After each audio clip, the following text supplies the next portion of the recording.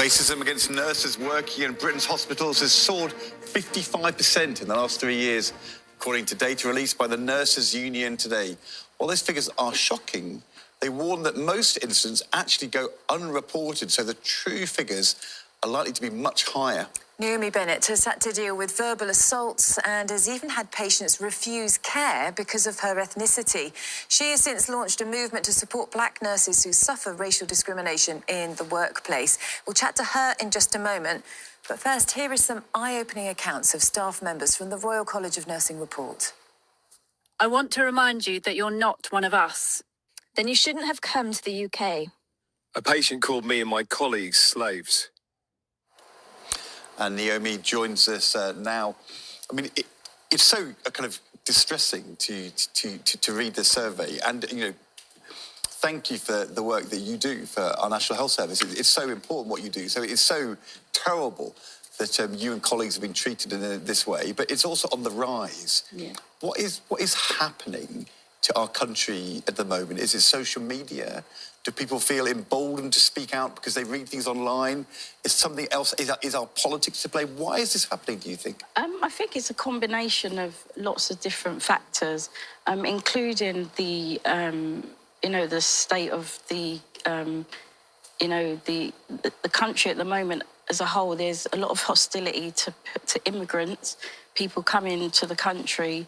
And the recent protests that took place in London, I think it's so more, racism has become so open and normalised, and people are emboldened to just, perpetuate it. Right. Yeah, and in hospitals in particular, because there's a hierarchy within hospitals, and there's room there for people to take advantage of the system. And actually penalise many of the workers with, such as referrals to the NMC and other complaints. So I think, social media people are very much more comfortable to, basically racially make racial comments that are very offensive. And then I guess when it becomes dangerous is when people act on that.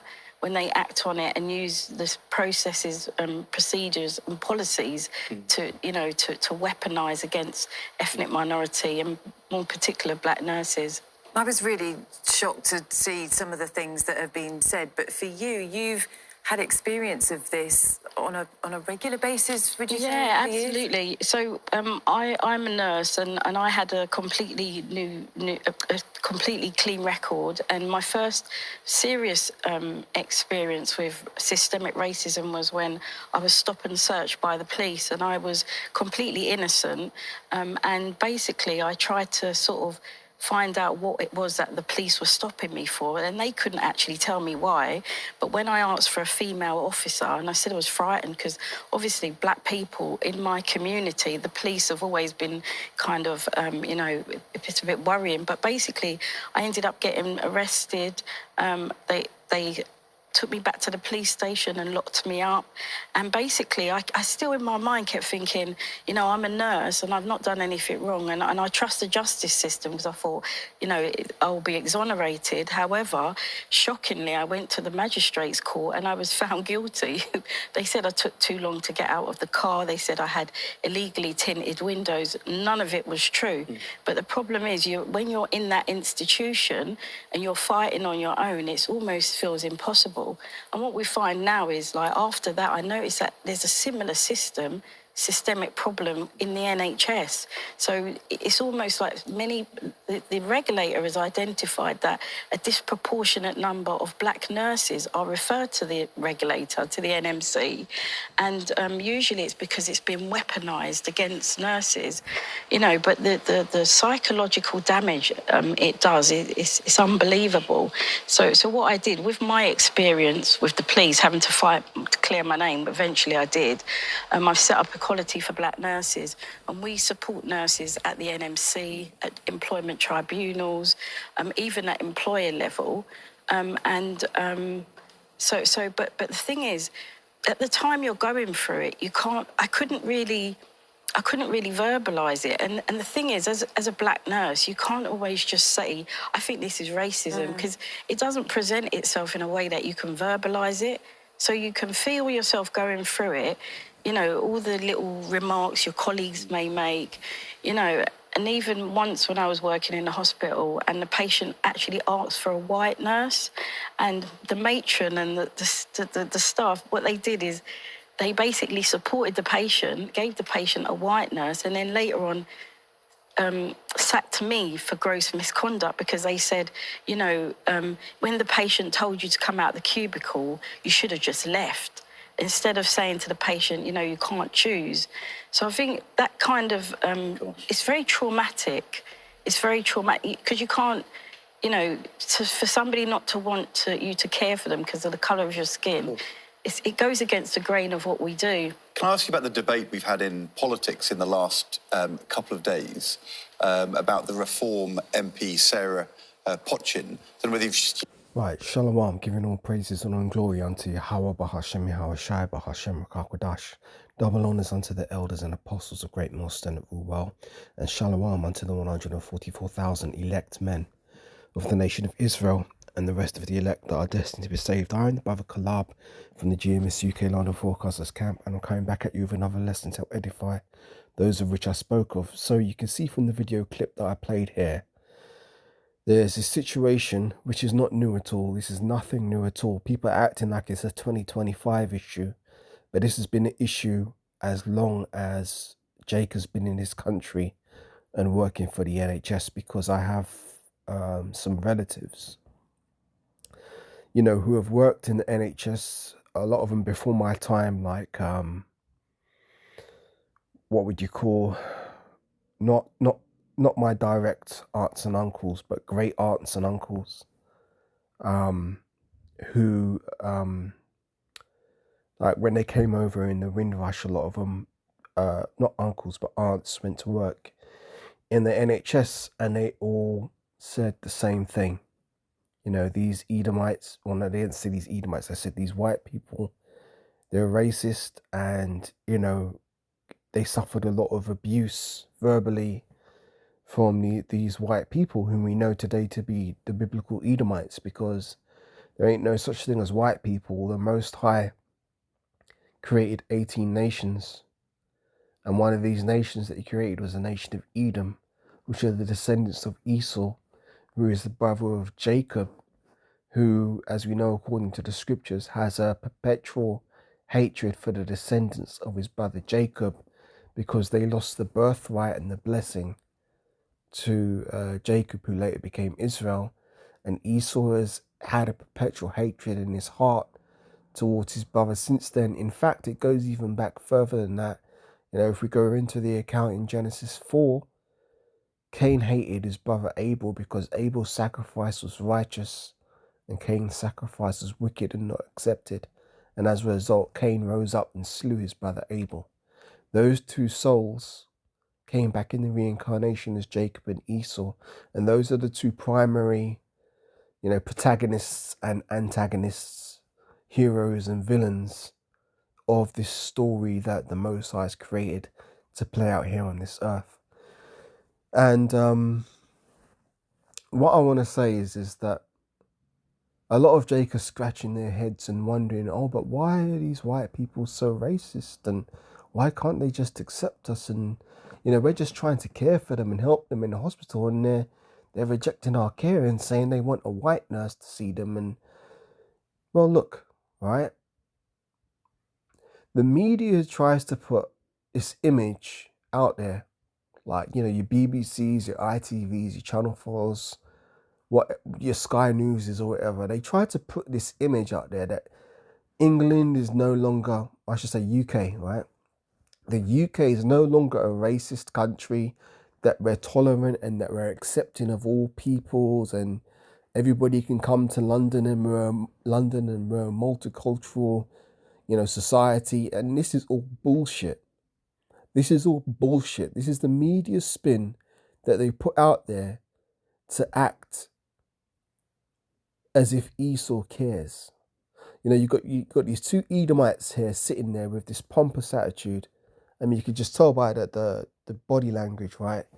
These Edomites have this holier than thou attitude that, oh, we're so morally outraged that this black nurse could ever experience such horrid working conditions and such terrible racism, and we're so far beyond this as a society and as a whole, and these incidents are just small blips on the radar. They're not major events. Well, look, man, this report clearly says that they're getting 3 calls a day from nurses who are experiencing this kind of racism. So what, you got morning, noon, and night? What, 3 calls a day? Like for every part of the day, you're getting calls from nurses who are experiencing this racism. And in fact, a lot of the racism that is experienced isn't reported because a lot of us, Jake, have learned to roll with the punches and just let it be water off a duck's back. Because oftentimes we know if we're in a workplace, right, and we raise too many issues, well, look, man, your head could be on the chopping block.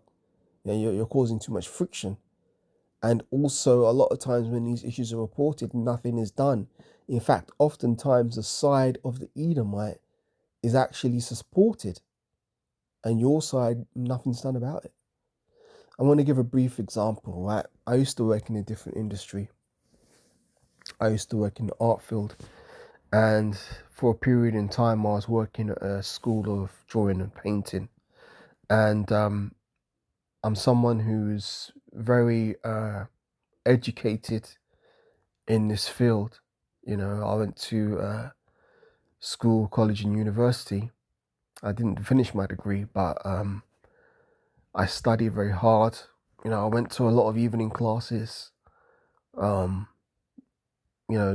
day classes, learning from a lot of artists how to draw and paint. And in fact, I got pretty high in that field and won some awards from one of the highest institutions here in terms of, working in art and stuff like that, right? So I'm not no, what do you call it, Johnny come lately or, just some guy winging it. I've actually got, credentials in this area. So I was working in a school of drawing and painting, and it's predominantly Edomites who were attending this thing because of the part of London where the school was situated. There's a lot of well-to-do Edomites, doctors, lawyers, architects, postgraduates doing their flipping PhDs and all this kind of shit attending. Very few Jakes at that level of the game. There's really a lot of Edomites and, some Elamites and, but mainly predominantly Edomites with money, right? And as a part of my working there, on one of the days, one of the evenings when we was having a class, I was working there and I was watching over the class, and I was working with 2 other tutors, and it was just 2 of us one day. And during the class, some of the students were asking for help. So I went over and I was, discussing the work with them and explaining, ideas to help improve the picture. And there was this Edomite guy, and he kept going. Anytime I'd say anything, right, to this, it was a female student who I was helping, right? Anytime I'd say anything to, answer her questions or give her directions, this Edomite in the background kept going, and like verbally expressing his frustration with the fact that I guess he felt he was being disturbed, because in a drawing studio, usually it's very quiet. People are just drawing, focusing on what they're doing. And so, you can hear a pin drop in those environments. But at the end of the day, when a teacher's helping a student, that's part of what people are paying to get from a art class, right? Now, I noticed on the other hand, when the other Edomite teacher who I was working with would speak, there wasn't a single utterance from this particular dude, right? And it wasn't once or twice this guy did it. It was every single time I opened my mouth to help a student, this guy was verbally expressing his discontent. Now, how did I deal with that situation? At the time, this is before I was in the truth, but actually close coming to it because I was actually studying the Bible at the time. I thought to myself, this guy's really beginning to piss me off, right? And I'm the kind of guy where I can be quite confrontational. I'm not scared to express how I feel about a situation. But in the context of where I was, because I was working and this was my job, and I was in an environment which was predominantly Edomites, working for 2 Edomites and some Elamite. I knew I can't, go at this guy and just tell him to fuck off and, where to go, shove his opinions when the sun don't shine, because obviously I was working.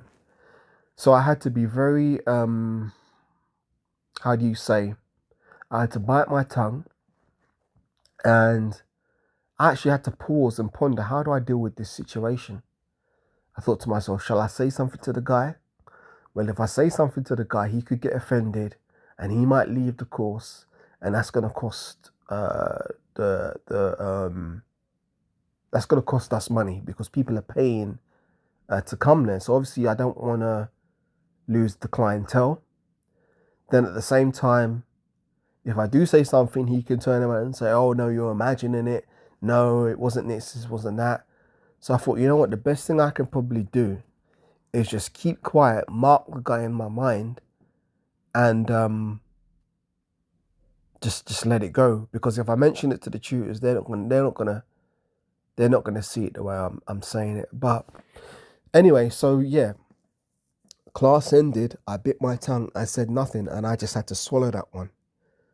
And that was that whole thing of me working there really was a deep dive into how fucking Edomites, and they act as if they've got this so-called moral superiority.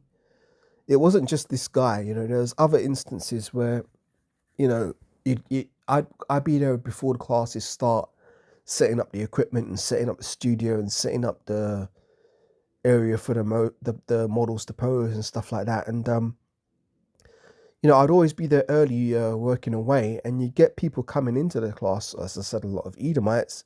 Some days they come in and they'd say hello to you. Other days they come in and they look straight through you as if you wasn't there and say hello to everybody else in the room except you. And as I may have failed to mention, I was the only Jake up in that situation. So how is it these Edomites can come in, look directly at you, look directly through you, act as if you're not there, and say hello to everybody else in the place, but yet they don't have a word to say to you? This is how these Edomites are, man. And any time they try to pretend that they're so-called civilized people, it's all just an act. It's all just a show. Even this situation here on the TV, on this ITV news program, you got the Edomite here feigning his moral outrage because they're just trying to push the narrative that Esau cares. But Esau don't care. And if I play a bit more, you see the two of them. You've seen this. She was on Talk TV, and a viewer was kind of calling in saying that white men were being excluded from TV adverts. And she said, absolutely right. It drives me mad when I see adverts full of black people, full of Asian people. She's then apologised. Yeah. It's clearly racist. How do you feel when you hear an elected member of parliament saying there are too many Asian and black people on TV? She, there were people. She's then apologised. Yeah. It's clearly racist. How do you feel when you hear an elected member of parliament saying there are Yeah, you see, you got the two of them there, the two Edomites on the left, and you got the one so-called black nurse on the right, and it's like, yeah, they're acting like, oh, it's so terrible. oh, we're so concerned. This should never happen in 2025. It's so disgusting. I can't believe these things would happen. You know it happens. It happens every fucking day, man. But the media is trying to paint this picture as if Esau's changed. Esau ain't changed, man. And what we're finding out is that the reality is beginning to seep through the cracks and show what these people really are. And that's all biblical prophecy, man. At the end of the day, Esau is being revealed in these last days. And also, what a patronizing question to ask this person. How do you feel when these sort of comments are made? You should know how the person feels if you have any level of empathy. But that's the thing. Esau has no empathy for Jake. Esau has zero empathy for Jake. Esau would sooner show compassion to a dog than he would a so-called Israelite. So let's get some of these comments in. I'll read some precepts as well, right? The fact that the news station keeps asking victims of racism why racism exists astonishes me every time. Why aren't they asking the racists why they're racist? Exactly. Why not ask yourselves why you're doing this shit? Because Esau don't want to admit he's doing this shit, even though the evidence out there proves that Esau is through and through the most cantankerous person when it comes to dealing with other nations, but especially the nation of Israel. Talk about her story, yes, but to ask her why racism exists is so insensitive, forgive me. This is a part of the problem. Racism isn't challenged enough among white people. It's always the victims who get asked to explain, and it really annoys me. And the phrase is like, because of the colour of her skin. No, it's because they are racist. And that gets 2.4k likes, right? It's a mockery. It's basically like someone laughing in your face. They shouldn't even go on these shows. These things will never stop. Exactly. They're pleading to the progenitors themselves, media.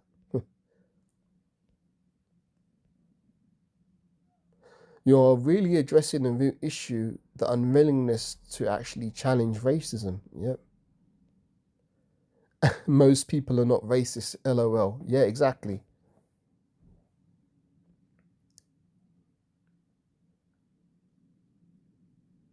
I'm sorry, but Britain is responsible for racism. It actually came directly from the Iron people, that then the Persian, and it was the Arabs, and they tried to make the Asian people feel low.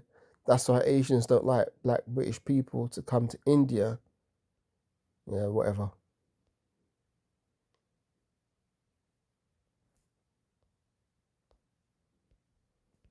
Whatever.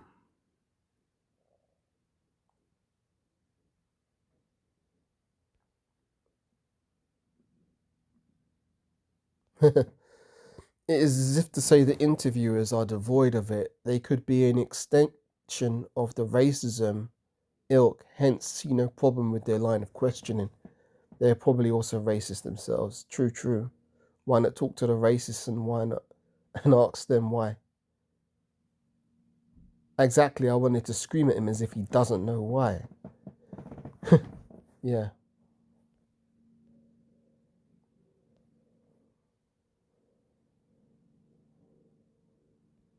Right, yeah. So yeah. Let's get to the precepts.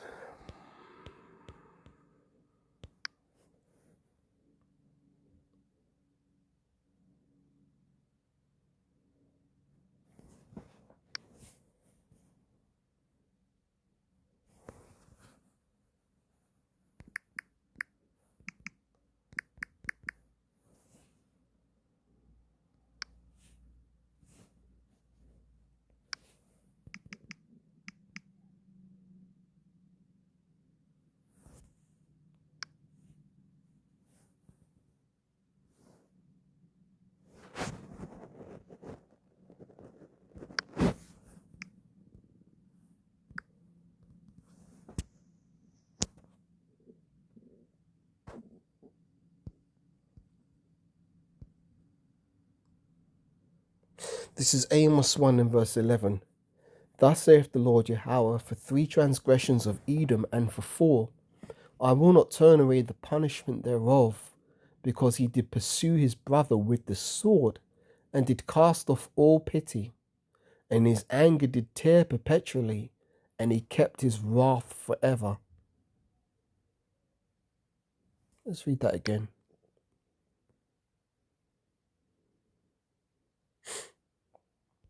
Thus saith the Lord Yahweh, for 3 transgressions of Edom, and for 4, I will not turn away I will not turn away the punishment thereof, because he did pursue his brother with the sword, and did cast off all pity, and his anger did tear perpetually, and he kept his wrath forever. All right, that's why. When I typed wrath forever, I typed it as one word, so that's why it didn't come up.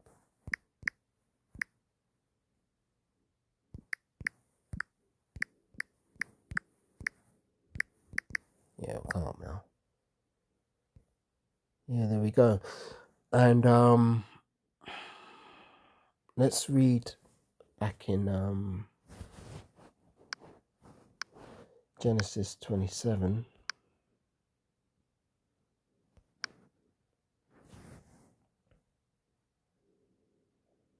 This is Genesis 27, right, in verse 40. And by the sword thou shalt live, and shalt serve thy brother. And it shall come to pass, when thou shalt have the dominion, that thou shalt break his yoke from off thy neck. And Esau hated Jacob because of the blessing wherewith his father blessed him. And Esau said in his heart, the days of mourning for my father are at hand. Then will I slay my brother Jacob. And these words of Esau, her eldest son, were told to Rebekah. And she sent and called Jacob, her youngest son, and said unto him, behold, thy brother Esau, as touching thee, doth comfort himself, purposing to kill thee. So Esau takes great comfort in the fact that they do wickedness to Jacob, be it verbal, be it physical. You know, Esau gets off on that shit. There ain't nothing that makes an Edomite happier than destroying the Jacob, because that's in his spirit to do that. And as I said, that goes back right before this whole thing even occurred, right back to Genesis 4 with Cain and Abel. Let's get it.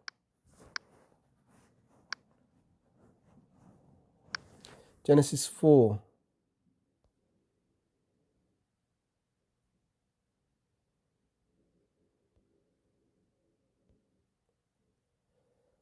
Genesis 4 from verse 1. And Adam knew Eve his wife, and she conceived and bare Cain, and said, I have gotten a man from the Lord Yahweh. And she again bare his brother Abel, and Abel was a keeper of sheep, but Cain was a tiller of the ground. And in the process of time it came to pass that Cain brought the fruit of the ground an offering unto the Lord. And Abel he also brought of the firstlings of his flock, and of the fat thereof. And the Lord Yahweh had respect unto Abel and to his offering, but unto Cain and to his offering he had not respect. And Cain was very wroth, and his countenance fell. And the Lord Yahweh said unto Cain, why art thou wroth, and why is thy countenance fallen? If thou doest well, shall thou not be accepted? And if thou doest not well, sin lieth at the door, and unto thee shall be his desire, and thou shalt have rule over him. And Cain talked with Abel his brother, and it came to pass that when they were in the field, that Cain rose up against Abel his brother, and slew him. And the Lord Yahweh said unto Cain, where is Abel thy brother? And he said, I know not, am I my brother's keeper? And he said, what hast thou done? The voice of thy brother's blood crieth unto me from the ground. And now thou art cursed from the earth, which have opened her mouth to receive thy brother's blood from thy hand. When thou tillest the ground, it shall not henceforth yield unto thee her strength. A fugitive and a vagabond shalt thou be in the earth. And Cain said unto the Lord Yahweh, my punishment is greater than I can bear. Behold, thou hast driven me this day from the face of the earth, and from thy face shall I be hid, and I shall be a fugitive and a vagabond in the earth. And it shall come to pass that everyone that findeth me shall slay me. And the Lord Yahweh said unto him, therefore, whosoever slayeth Cain, vengeance shall be taken upon him sevenfold. And the Lord Yahweh set a mark upon Cain, lest any finding him should kill him. And that mark that was set upon Cain was the mark of biblical leprosy.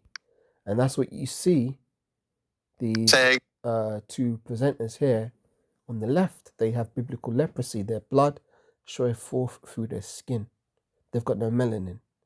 The person on the right, the Israelite there, the nurse, she's got melanin. So what we're looking at the villain of the story, the Edomite. Yeah? And this is their kingdom. And, well, guess what? How can you expect to get justice in this wicked man's kingdom? You're not. We're not going to get justice till our kingdom is set up on this earth, which is going to be the kingdom of heaven, which is going to be ruled by us Israelites, headed by our Lord and Savior, Yahushua. And that's when these Edomites are going to pay for all of these, these racist insults, the discrimination, the abuse, be it verbal, be it physical. They're going to pay for all of that in the kingdom. Now I'm going to get one more precept before I close out. This is 2 Ezra 6 and verse 9.